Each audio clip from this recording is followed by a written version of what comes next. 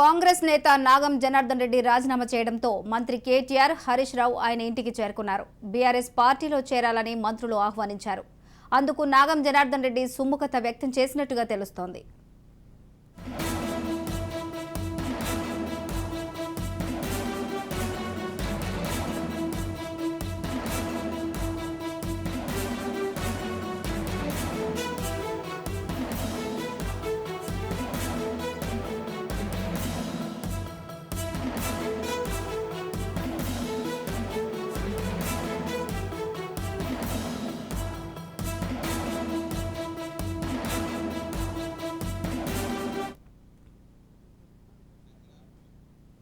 కాంగ్రెస్ నేత నాగం జనార్దన్ రెడ్డి రాజీనామా చేయడంతో మంత్రి కేటీఆర్ హరీష్ రావు ఆయన ఇంటికి చేరుకున్నారు. బీఆర్ఎస్ పార్టీలో చేరాలని మంత్రులు ఆహ్వానించారు. అందుకు నాగం జనార్దన్ రెడ్డి సుముఖత వ్యక్తం చేసినట్టుగా తెలుస్తోంది. ఇక ఇదే విషయానికి సంబంధించి మరింత సమాచారం మా ప్రతినిధి మహేందర్ అందించడానికి సిద్ధంగా ఉన్నారు. మహేందర్. రమాదేవి, మాజీ మంత్రి నాగం జనార్దన్ రెడ్డి కాంగ్రెస్ పార్టీకి గుడ్ బై చెప్పారు. కేటాయించకపోవడంతో ఆయన తీవ్ర అసంతృప్తితో పార్టీకి ఈ రోజు ఆయన రాజీనామా చేయడం జరిగింది. ఈ మేరకు తన రాజీనామా లేఖను పార్టీకి పంపించాడు.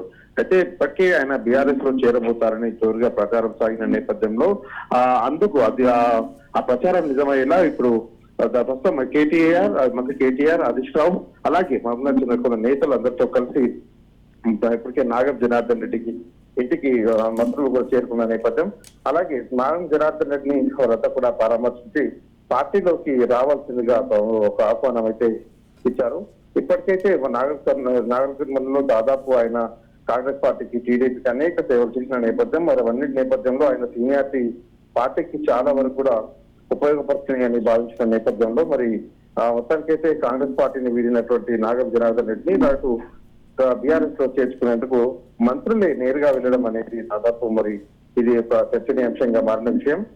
ఇప్పటి వరకైతే కేంద్ర మంత్రులు దాదాపు బీఆర్ఎస్ పార్టీ నుంచి ఎప్పుడు కూడా అపాయింట్మెంట్ కూడా సైతం దొరకని నేపథ్యంలో ఇప్పుడు నేరుగా మాజీలు, తాజాలు ఎవరైతే ఇతర పార్టీ నుంచి వెళ్ళేవారున్నారో వాళ్ళందరికీ కూడా ఆపరేషన్ ఆకర్ష్ ఒక విభాగం నడుస్తున్న నేపథ్యం. మరోవైపు ఇప్పుడు ఎన్నికలు సమీపిస్తున్న వేళ మరి ఇతర రాజీనామా చేసిన వారిని, ఇతర పార్టీలో అసమ్మతి ఉన్న వారందరినీ కూడా బీఆర్ఎస్ పార్టీలో చేర్చుకునేందుకు ఇటు బీఆర్ఎస్ వర్కింగ్ ప్రెసిడెంట్ కేటీఆర్ సూక్ష్మంగా ఆలోచిస్తూ దాదాపు దాంట్లో వారందరూ కూడా ఒక హామీ ఇస్తూ పార్టీని మరింత బలోపేతం చేయాలన్నట్టుగా ఒక ఉద్దేశంతో వారందరినీ కూడా పార్టీలోకి చేర్చుకున్న నేపథ్యం.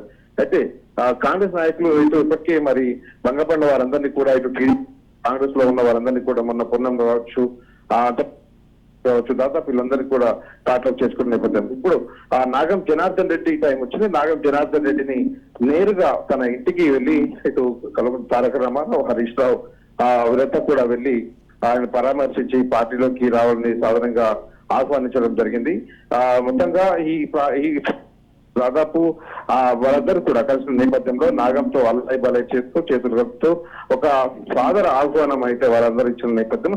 మరి ఇప్పటికే బీఆర్ఎస్ పార్టీ నుంచి కూడా ఒక్కొక్కరుగా వెళ్తున్న నేపథ్యంలో మరి వైపు సీనియర్లంతా కూడా కాంగ్రెస్ వైపు నుంచి బీఆర్ఎస్ రావడం ఇదంతా ఎన్నికల తదిన దాదాపు మరి ఎన్నికలు సమీపించడంతో ఈ గట్టు నుంచి ఆ గట్టు దూకడం జరుగుతుంది. మరి ఇలాంటి సీనియర్లను పోగొట్టుకోవడం మరి ఆ పార్టీలకు లాభమా నష్టమా అనేది పార్టీలు కూడా దాదాపు ఆ రకంగా ఆలోచిస్తున్నాయని చెప్పొచ్చు.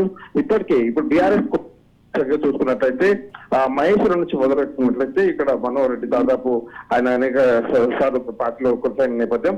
అలాగే ఇటు పరిగిలో డీసీసీ బ్యాంక్ ఉన్నటువంటి మనోహర్ రెడ్డి, మనోహర్ తాండూరు టికెట్ అయితే కాంగ్రెస్ వెళ్ళడం జరిగింది.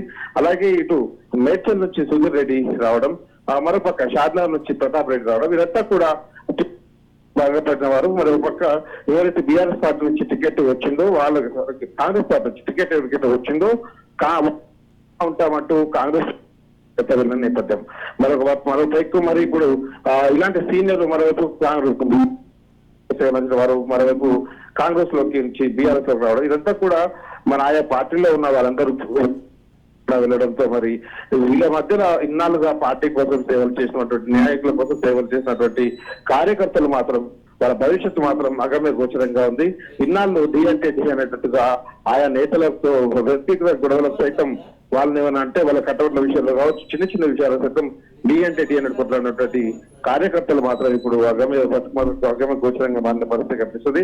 సో ఏదేమైనా బీఆర్ఎస్ ఆపరేషన్ ఆకర్షణ చాలా విజయవంతంగా సూచిస్తుంది. దాంట్లో భాగంగానే ఆ పార్టీ నుంచి అసంతృప్తి ఉన్న నేతలందరినీ కూడా బీఆర్ఎస్ వారిపై మళ్లించుకునేందుకు నేరుగా ముఖ్యమంత్రి వైపు వాళ్ళందరినీ పిలవడం, మరోపక్క బీఆర్ఎస్ వర్కింగ్ ప్రెసిడెంట్ కేటీఆర్ వాళ్ళ ఇండ్లకి స్వయంగా వెళ్ళి ఆహ్వానించడం, మరి అంతా కూడా రాజకీయంగా అసలు ఏం జరుగుతుంది, నిన్న మొన్నటి వరకు కూడా పచ్చి కట్టేస్తే బండిపోయేటట్టు వారు విమర్శ ఈ రోజు పార్టీలలో కలిసిపోయి అలైబలై చేస్తున్న నేపథ్యంలో మరి ప్రజలందరూ దీన్ని ఎలా స్వీకరిస్తారు చూడాల్సిన అంశం కనిపిస్తుంది. Right Mahender, thank you.